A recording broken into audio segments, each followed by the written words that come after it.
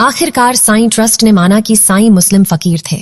Trust ने शंकराचार्य से मांगी माफी। साईं मामले में ज्योतिष एवं द्वारका पीठ के शंकराचार्य स्वामी स्वरूपानंद सरस्वती के खिलाफ सुप्रीम कोर्ट में रिट दायर करने वाले मुंबई साईं धाम चैरिटेबल ट्रस्ट के प्रमुख रमेश जोशी ने मीडिया के समक्ष माफी मांगी है। शनिवार को परमहंसी गंगा आश्रम पहुंचे रमेश जोशी ने साईं से संबंधित विभिन्न साहित्य और साक्ष्यों दस्तावेजों के आधार पर यह घोषणा भी की कि साईं मुस्लिम फकीर थे। इस दावे के बाद अब मंदिरों को साईं की मूर्ति को बाहर फेंकना ही चाहिए, क्योंकि हमारे महान देवताओं के मध्य एक मांसाहारी मुस्लिम फकीर का कोई कार्य नहीं। यदि अब भी साईं की प्रतिमा को आप घर में रख रहे हैं तो आपसे बड़ा सनातन धर्म का द्रोही कोई नहीं। साईं बाबा के बारे में बहुत भ्रम फैला है। वे हिंदू थे या मुसलमान? क्या वे कबीर, नामदेव, पांडुरंग आदि के अवतार थे? कुछ लोग कहते हैं कि वे शिव के अंश हैं और कुछ को उनमें दत्तात्रेय का अंश नजर आता है। अन्य लोग कहते हैं कि वे अक्कलकोट महाराज के अंश हैं। इसके विपरीत अब लोग मानने लगे हैं कि वे यवन देश के एक मुस्लिम फकीर थे। क्या सचमुच ऐसा था? जरूर है कि हम अपने संतों पर सवाल उठाएं। जो सोना होगा वह आग में तपकर और कुंदन हो जाएगा। यदि हम आचार्य चतुर्सेन का उपन्यास सोमनाथ पढ़ें तो पता चलता है कि मुगल और अंग्रेजों के शासनकाल में ऐसा अक्सर होता था कि जासूसी या हिंदू क्षेत्र की रैकी करने के लिए सूफी संतों के भेष में फकीरों की टोली को भेजा जाता था, जो गांव या शहर के बाहर डेरा डाल देती थी। इनका काम था सीमा पर डेरा डालकर वहां के लोगों और राजाओं की ताकत का अंदाजा लगाना और प्रजा में विद्रोह भड़काना। अक्सर सूफी संतों की मजार आपको शहर या गांव की सीमा पर मिलेगी, क्योंकि सीमा पर से टोह लेने में आसानी भी होती और खतरा भी नहीं रहता था। चूंकि हिंदुओं के मन में प्राचीन काल से संतों के प्रति श्रद्धा और विश्वास सिखाया गया है, तो वे किसी भी संत पर सवाल नहीं उठाते और उसे संदेह की दृष्टि से नहीं देखते थे। खासकर गांव की भोली भाली जनता तो संतों की तरह कपड़े पहने लोगों पर सहज ही विश्वास कर उसके चरणों में झुक जाती है। ये कथित संत आजीवन यहीं रहकर एक तरह जासूसी का कार्य करते तो दूसरी ओर धर्म का काम।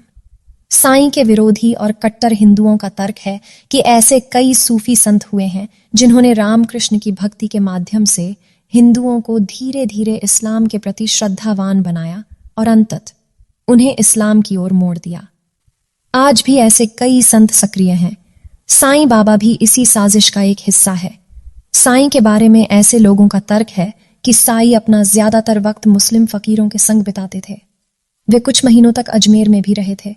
साईं पूर्णत एक मुस्लिम फकीर थे और मुसलमानों की तरह ही उन्होंने अपना संपूर्ण जीवन यापन किया। आओ जानते हैं कि साईं विरोधियों का साईं के बारे में क्या है तर्क। साईं शब्द फारसी का है जिसका अर्थ होता है संत। उस काल में आमतौर पर भारत के पाकिस्तानी हिस्से में मुस्लिम सन्यासियों के लिए इस शब्द का प्रयोग होता था। शिरडी में साईं सबसे पहले जिस मंदिर के बाहर आकर रुके थे, उसके पुजारी ने उन्हें साईं कहकर ही संबोधित किया था। मंदिर के पुजारी को वे मुस्लिम फकीर ही नजर आए, तभी तो उन्होंने उन्हें साईं कहकर पुकारा। साईं ने यह कभी नहीं कहा कि सबका मालिक एक। साईं सच्चरित्र के अध्याय 4, 5, 7 में इस बात का उल्लेख है कि वे जीवन भर सिर्फ अल्लाह मालिक हैं यही बोलते रहे। कुछ लोगों ने उनको हिंदू संत बनाने के लिए यह झूठ प्रचारित किया कि वे सबका मालिक एक हैं भी बोलते थे। यदि वे एकता की बात करते थे तो कभी यह क्यों नहीं कहा कि राम मालिक है या भगवान मालिक है? कोई हिंदू संत सिर पर कफन जैसा नहीं बांधता, ऐसा सिर्फ मुस्लिम फकीर ही बांधते हैं। जो पहनावा साईं का था वह एक मुस्लिम फकीर का ही हो सकता है। हिंदू धर्म में सिर पर सफेद कफन जैसा बांधना वर्जित है, या तो जटा रखी जाती है या किसी भी प्रकार से सिर पर बाल नहीं होते। साईं बाबा ने रहने के लिए मस्जिद का ही चयन क्यों किया? वहां और भी स्थान थे, लेकिन वे जिंदगी भर मस्जिद में ही रहे। मस्जिद के अलावा भी तो शिरडी में कई और स्थान थे जहां वे रह सकते थे। मस्जिद ही क्यों? भले ही मंदिर में न रहते तो नियम के वृक्ष के नीचे एक कुटिया ही बना लेते। उनके भक्त तो इसमें उनकी मदद कर ही देते। साईं सच्चरित्र के अनुसार साईं बाबा पूजा पाठ, ध्यान, प्राणायाम और योग के बारे में लोगों से कहते थे कि इसे करने की कोई जरूरत नहीं है। उनके इस प्रवचन से पता चलता है कि वे हिंदू धर्म विरोधी थे। साईं बाबा का मिशन था लोगों में एकेश्वरवाद के प्रति विश्वास पैदा करना, उन्हें कर्मकांड, ज्योतिष आदि से दूर रखना। मस्जिद से बर्तन मंगवाकर वे मौलवी से फातिहा पढ़ने के लिए कहते थे। इसके बाद ही भोजन की शुरुआत होती थी। उन्होंने कभी भी मस्जिद में गीता पाठ नहीं करवाया या भोजन कराने के पूर्व श्री गणेश करो, ऐसा भी नहीं कहा। यदि वे हिंदू मुस्लिम एकता की बात करते थे तो फिर दोनों ही धर्मों का सम्मान करना चाहिए था। साईं को सभी यवन मानते थे। वे हिंदुस्तान के नहीं, अफगानिस्तान के थे, इसीलिए लोग उन्हें यवन का मुसलमान कहते थे। उनकी कदकाठी और डील डॉल यवनी ही था। साईं सच्चरित्र के अनुसार एक बार साईं ने इसका जिक्र भी किया था।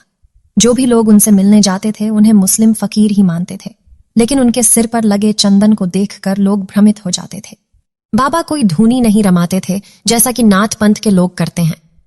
ठंड से बचने के लिए बाबा एक स्थान पर लड़की इकट्ठी करके आग जलाते थे।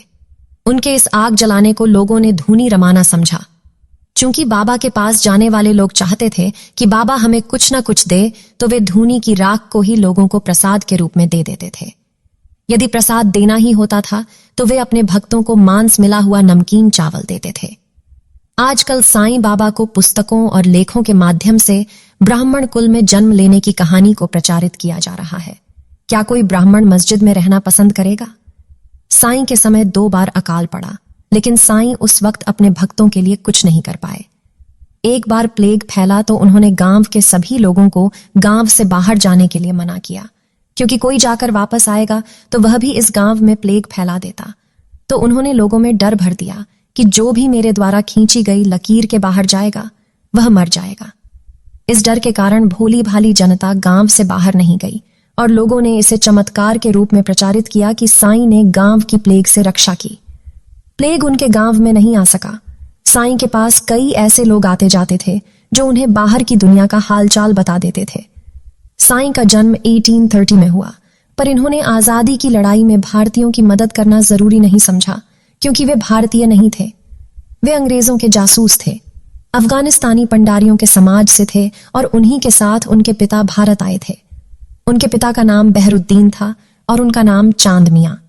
साईं के विरोधी साईं चरित में उल्लेखित घटना का उदाहरण देते हुए कहते हैं कि 1936 में हरि विनायक साठे, एक साईं भक्त ने अपने साक्षात्कार में नरसिम्हा स्वामी को बोला था कि बाबा किसी भी हिंदू देवी देवता या स्वयं की पूजा मस्जिद में नहीं करने देते थे, न ही मस्जिद में किसी देवता के चित्र वगैरह लगाने देते।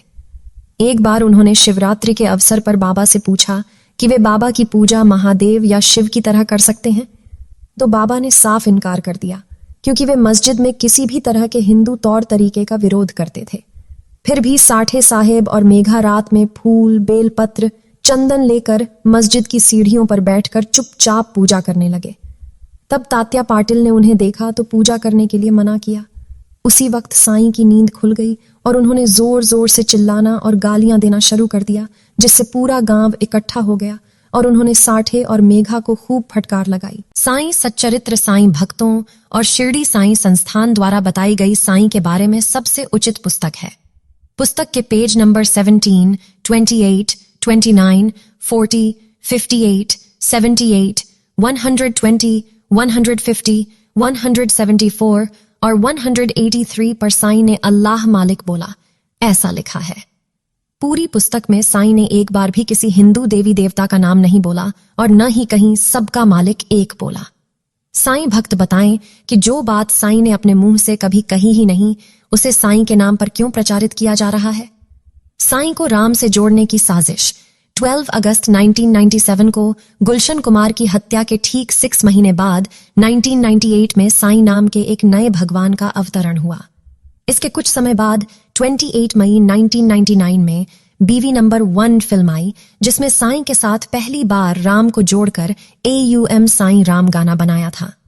बाबा बाजार से खाद्य सामग्री में आटा, दाल, चावल, मिर्च, मसाला, मटन आदि सब मंगाते थे और इसके लिए वे किसी पर निर्भर नहीं रहे थे।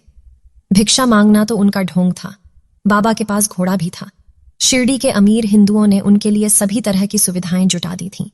उनके कहने पर ही कृष्णा माई गरीबों को भोजन करवाती थीं, मस्जिद में साफ सफाई करती थीं और सभी तरह की देख रेख का कार्य करती थीं।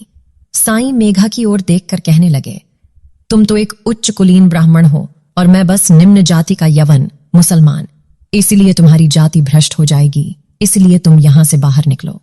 साई सच्चरित्र अध्याय 28 *। एक एकादशी को उन्होंने पैसे देकर केलकर को मांस खरीदने लाने को कहा। साईं सच्चरित्र अध्याय 38। एस्टरिस्क बाबा ने एक ब्राह्मण को बलपूर्वक बिरयानी छकने को कहा। साईं सच्चरित्र अध्याय 38। एस्टरिस्क साईं सच्चरित्र अनुसार साईं बाबा गुस्से में आते थे और गालियां भी बकते थे। ज्यादा क्रोधित होने पर वे अपने भक्तों को पीट भी देते थे। बाबा कभी पत्थर मारते और कभी गालियां देते। पढ़ें 6, 10, 23 और 41 साईं सच्चरित्र अध्याय।